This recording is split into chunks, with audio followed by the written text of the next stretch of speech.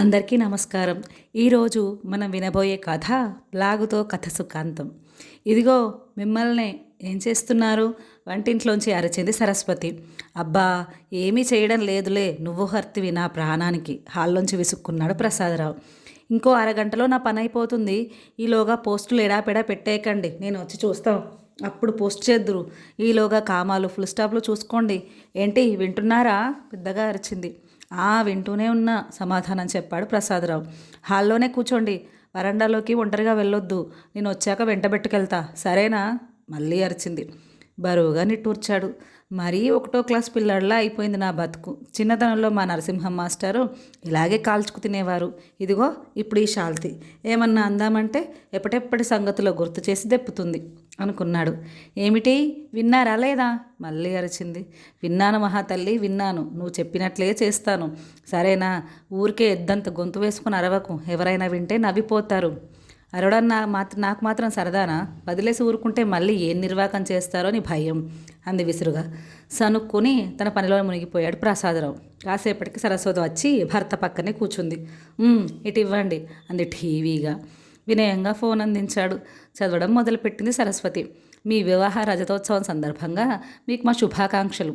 ఇలాగే బండి కట్టిన ఎద్దుల్లా కలిసిమెలిసి చదవడం ఆపేసి పక్కున నవ్వింది. ఏమిటిది?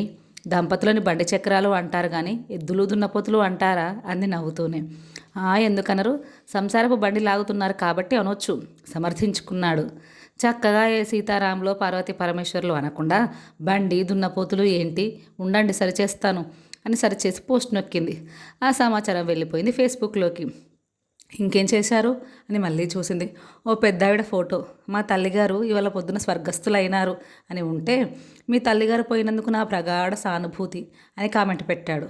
తల బాదుకుంది సరస్వతి. అది ఎప్పటిదో పాత పోస్టు, ఆవిడ పోయి ఏడాది అయింది, ఇప్పుడు సానుభూతి ఎందుకు అంది. అయోమయంగా చూశాడు. పాతదా? మరి ఇవాళే వచ్చిందిగా? ఆశ్చర్యంగా అడిగాడు. ఎవరో ఏదో కామెంట్ పెట్టి ఉంటారు, ఆ పాత పోస్ట్ పైకి వచ్చేసి ఉంటుంది. అలా చూసి గుడ్డిగా కామెంట్ పెట్టకూడదు, ఆ పోస్ట్ ఎప్పటిదో చూసుకోవాలి, అర్థమైందా? సరే, కుక్కర్ మూత వచ్చి ఉంటుంది, తిరగమూతలు వేసి వస్తాను, అందాక పాటలు వింటూ ఉండండి అని చెప్పి లేచింది. అలా వరండాలో కూర్చోనా? ఆశగా అడిగాడు. వద్దు, అంతగా వెళ్ళాలని అనుకుంటే ఆ ఫోన్ ఇలా విచ్చి వెళ్ళండి, కావలిస్తే ఏ పేపరో చదువుకోండి అంది. చేయి వెనక్కి లాక్కొని నేను ఇవ్వను అన్నాడు. ఆ ఫోన్ పుచ్చుకొని మీరు ఒంటరిగా వెళ్ళడానికి వీల్లేదంటే వీల్లేదు, వంట అయిపోగానే వచ్చి తీసుకెళ్తాను అని గట్టిగా చెప్పి వెళ్ళిపోయింది. చేతిలోని ఫోన్ వంక చూశాడు. దీనికి అంతటికి కారణం ఇది. పోనీ అవతల పారేసి పాత ఫోన్ వాడుకుందామంటే ఇది స్మార్ట్ ఫోను, ఇదో వ్యసనం లాంటిది, అలవాటైతే మానడం కష్టం అని విసుక్కున్నాడు. నిజమే, 6 నెలల కిందటి దాకా అంతా బాగానే ఉండేది. ప్రసాదరావు తమ్ముడి కొడుకు అనంత్ వీళ్ళింటికి వచ్చాడు. అప్పట్లో మామూలు సెల్ ఫోన్ వాడేవాడు ప్రసాదరావు. ఇదేమిటి పెద్దనాన్న, ఈ ఫోన్ ఏమిటి? నా ఫోన్ తీసుకోండి, నేను ఎలాగో కొత్తది కొనుక్కోవాలనుకుంటున్నాను అని స్మార్ట్ ఫోన్ ఇచ్చాడు. వద్దన్నా వినలేదు. పోనీ తీసుకోండి, ప్రేమతో ఇస్తున్నాడు అంది సరస్వతి. అంత ఖరీదైన ఎందుకు అని మొహమాట పడుతుంటే, మరేం పర్వాలేదు, ఈ కాలం పిల్లలకి ఇదో లెక్క, పాము కుబుసం విడిచినట్టు పాత మోడలు మార్చేసి కొత్తవి కొంటూనే ఉంటారు అని ఒప్పించింది. ఆ విధంగా అనుకోకుండా ప్రసాదరావు జీవితంలోకి స్మార్ట్ ఫోన్ ప్రవేశించింది. కొత్తలో పాపం నానా పాటలు పడ్డాడు. కొత్త చెప్పులు, కొత్త కత్తిపీటలాగా కొత్త స్మార్ట్ ఫోన్తో కూడా చాలా తిప్పలు పడాలి. బటన్ ఫోన్ అయితే మనం కావాలనుకున్న మనిషికి ఫోన్ చేసుకోవచ్చు. స్మార్ట్ ఫోన్ అలా కాదు, బురద నెల్లి మీద కాలు జారినట్టు జారిపోతూ ఉంటుంది. ఒకరికి ఫోన్ చేయబోతే ఇంకొకరికి వెళ్ళిపోతుంది. ప్రసాదరావు అలాంటి అనుభవమే ఎదురైంది. పుణ్యమూర్తుల బాబాయ్కి ఫోన్ చేయబోతే అది కాస్త పురోహితుడు సాంబమూర్తికి వెళ్ళిపోయింది.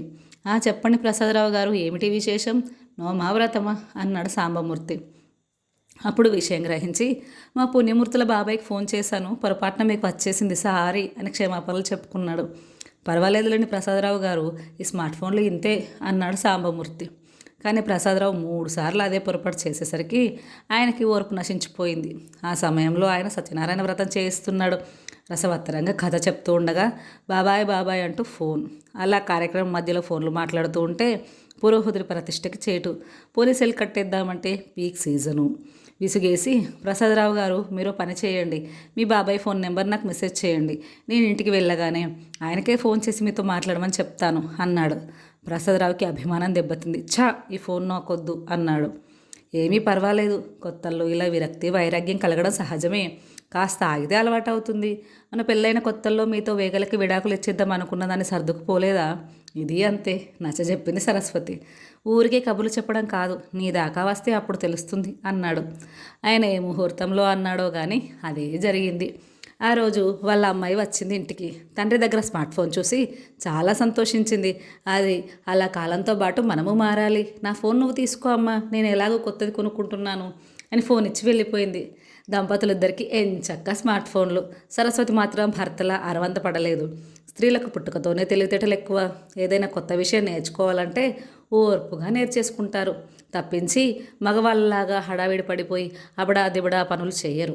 కాబట్టి సరస్వతి స్మార్ట్ ఫోన్ వాడకంలో కూడా భర్తను అధిగమించి ముందుకు వెళ్ళిపోయింది. ఆయన ఇంకా తనకు కావాల్సిన వ్యక్తికి ఫోన్ చేయడం, మాట్లాడడం పూర్తి కాగానే కాల్ కట్ చేయడంలో తంటాలు పడుతూ ఉండగానే ఆవిడ ఫేస్బుక్లో అకౌంట్ ఓపెన్ చేసి బోలెడు మందితో స్నేహం చేసేసుకుని బిజీ అయిపోయింది. ఆయనకు అసూయ కలిగింది. నాకు ఆ ఫేస్బుక్ వగైరాలన్నీ కావాలి అన్నాడు. దానికేం భాగ్యం అనేసి ఆయనకు అకౌంట్ ఓపెన్ చేసి అది ఎలా వాడాలో చెప్పింది. మొదట్లో కాస్త తికమక పడినా త్వరగానే నేర్చేసుకున్నాడు. ఫోటోలు పెట్టడం కూడా వచ్చేసింది. కానీ అక్కడ కూడా భార్యదే పై చేయవడం ముళ్ళు గుచ్చుకున్నట్టు అయింది. ఓ రోజు దెబ్బలాట వేసుకున్నాడు. నీకేమో పోస్ట్ పెడితే బోలెడని కామెంట్స్ వస్తాయి, నాకేమో ఒక్క కామెంటు రాదు. కొత్తల్లో 6-7 కామెంట్లు వచ్చేవి, రాను రాను అవి తగ్గిపోయాయి. కంటి తుడుపుగా 4 లైకులు వస్తున్నాయి అన్నాడు. ఇది మరీ బాగుంది. ఏదైనా ఆసక్తికరమైన వార్త పెడితే వస్తాయి కామెంట్లు, అంతేగాని నేను నిద్ర లేచాను, స్నానం చేశాను అనే వార్తలు, మా వీధిలో పడుకున్న కుక్క, మాకు పక్కింటి వాళ్ళు ఆరేసిన దుప్పటి అని ఫోటోలు పెడితే ఎవరు స్పందిస్తారు? నేను అందరికీ ఆసక్తిని, ఆహ్లాదాన్ని కలిగించే విషయాలు పెడతాను.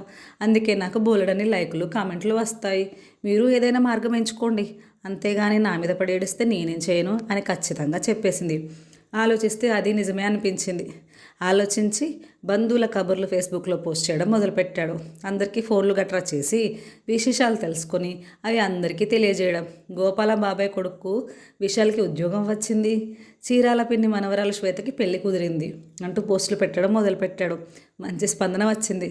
థ్యాంక్స్ ప్రసాదరావు, నీ పుణ్యమా అని అన్ని కబుర్లు తెలుస్తున్నాయి అని ఫేస్బుక్లో మెచ్చుకున్నారు అందరూ. అలా సాగితే బాగానే ఉండేది. ఆ రోజు పెద్ద గొడవ అయిపోయింది. ప్రసాదరావుకి దూర బంధువు ఒక ఆయన ఉన్నారు, బాబాయ్ వరుస. ఆయనకి సహస్రచంద్ర దర్శన మహోత్సవం తలపెట్టారు.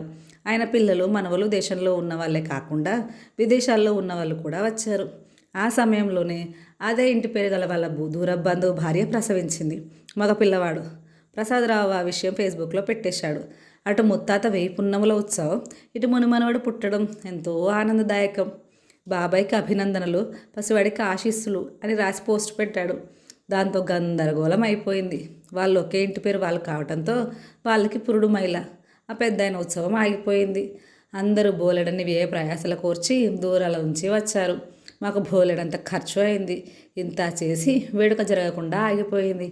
అయినా ప్రసాదరావుకి బుద్ధి బుర్ర ఉండొద్దు, అంత హడావిడిగా ఆ వార్త టమకు వేసి చెప్పాలా?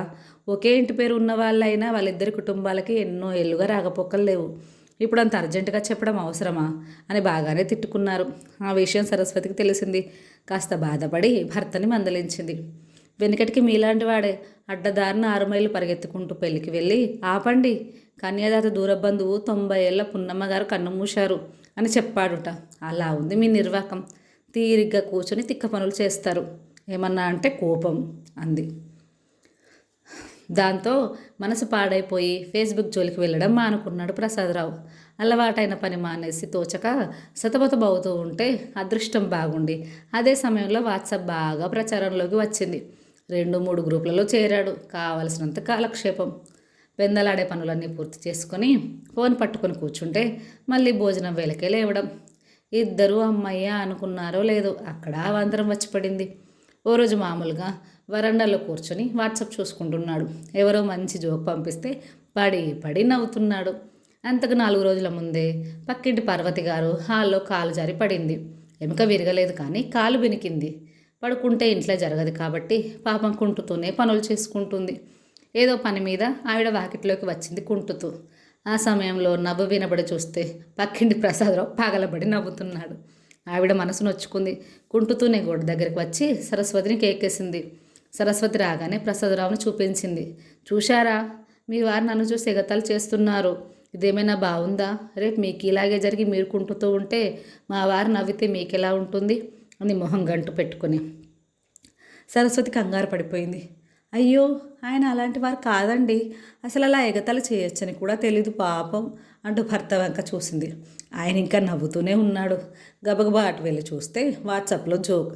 వెంటనే గోడ దగ్గరికి వెళ్ళి, పార్వతి గారు, ఆయన మిమ్మల్ని చూసి కాదండి, వాట్సాప్లో జోక్ ఏదో వస్తే నవ్వుతున్నారు అంది మర్యాదగా. అయినా పార్వతి నమ్మలేదు.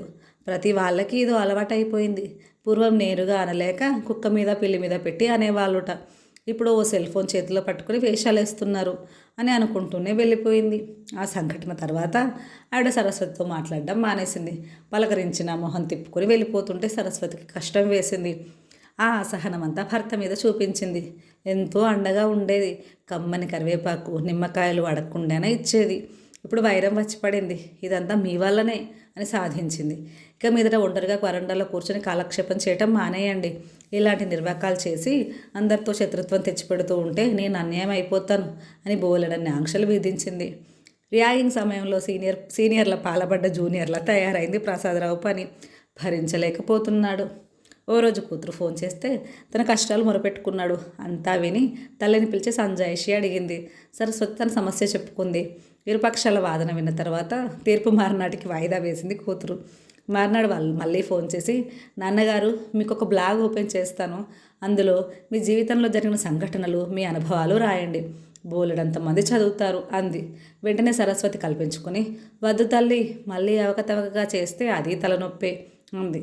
చాలే ఊరుకో అమ్మా, నువ్వు మరేను నాన్నగారిని అనవసరంగా ఆడిపోసుకుంటావు అంది.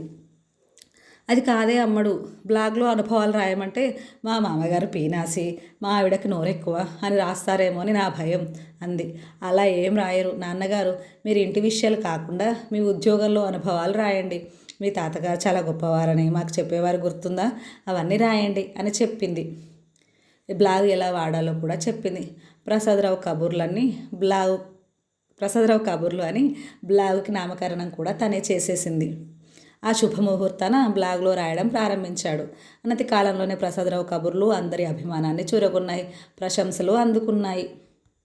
మొదట్లో అలవాటు ప్రకారం ఆ కబర్లు కూడా తన ముందు చదివి తప్పులుంటే దిద్దిన సరస్వతికి భర్త మీద నమ్మకం కలిగింది. బండి గాడిన పడింది. ఇక ఏ ప్రమాదమూ లేదనుకుని, ఇక నాకేం చూపించక్కర్లేదు, మీరే రాసేసుకోండి అనేసింది. భారతదేశానికి స్వతంత్రం వచ్చినంత సంబరపడ్డాడు ప్రసాదరావు. తనేమో తన బ్లాగేమో ఇంకొకరి విషయం పట్టించుకోవడం మానేశాడు. సరస్వతి కూడా బోలెడంత సంతోషపడింది.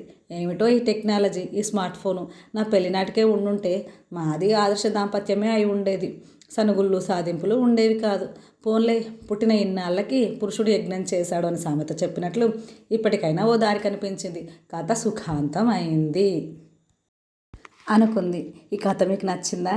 నచ్చితే లైక్ చేయండి, షేర్ చేయండి, కామెంట్ చేయండి. ఈ కథని మనకు అందించిన వారు శ్రీమతి పొత్తూరు విజయలక్ష్మి గారు. Thanks for watching.